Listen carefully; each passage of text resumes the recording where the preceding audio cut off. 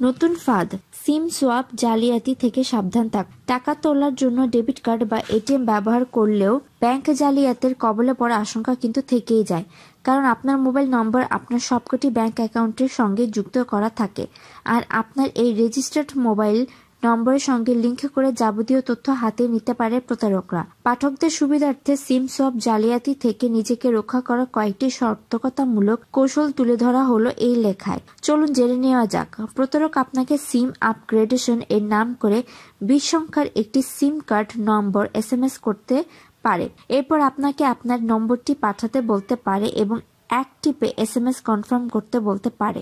এরই সঙ্গে আপনি আপনার নতুন সিম কার্ড 24 ঘন্টার মধ্যেই পেয়ে যাবেন, একথাও বলা হতে পারে।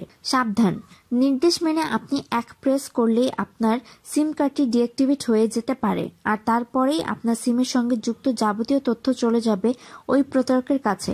একেই বলে সিম সোয়াপ জালিয়াতি। এরপর আপনার ওই নম্বরের সঙ্গে যে যে ব্যাংক অ্যাকাউন্ট গুলো যুক্ত করা রয়েছে সেখানে ওয়ান টাইম পাসওয়ার্ড জেনারেট করে আপনার ব্যাংক থেকে টাকা লোপাট করার অবাধ সুযোগ পেয়ে যাবে হ্যাকাররা। এদিকে আপনার সিম ডিঅ্যাক্টিভেট থাকায় অবৈধ লেনদেনের কোনো SMS অ্যালার্টও আপনি পাবেন না। যে বিষয়গুলো আপনার গোপন রাখা প্রয়োজন, কখনো আপনার ব্যাংক অ্যাকাউন্টের কোনো তথ্য অন্য কাউকে জানাবেন না। অনেক সময় বড় অফারে লোভ দেখানো হয়, এমন লোভনীয় অফারে পরে আপনার মোবাইল নম্বর কোনো ওয়েবসাইটে দেবেন না। আপনার নিজের ব্যাংক অ্যাকাউন্টের স্টেটমেন্ট মাঝে মাঝে চেক করুন।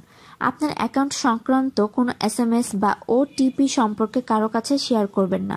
যে শাখায় আপনার ব্যাংক অ্যাকাউন্টটি চালু করেছেন সেখানে গিয়ে অ্যাকাউন্টের সঙ্গে স্ট্যান্ড অ্যালার্ট সার্ভিসটি চালু করে নিন। এতে করে আপনি আপনার অ্যাকাউন্ট সম্পর্কে যাবতীয় তথ্য জানতে পারবেন। কখনো কেউ যদি আপনার মোবাইলে সিম আপগ্রেডেশন বা সিম ব্লক করার কথা বলে তাহলে তার সঙ্গে কোনো রকম তর্কে না জড়িয়ে কলটি কেটে দিন।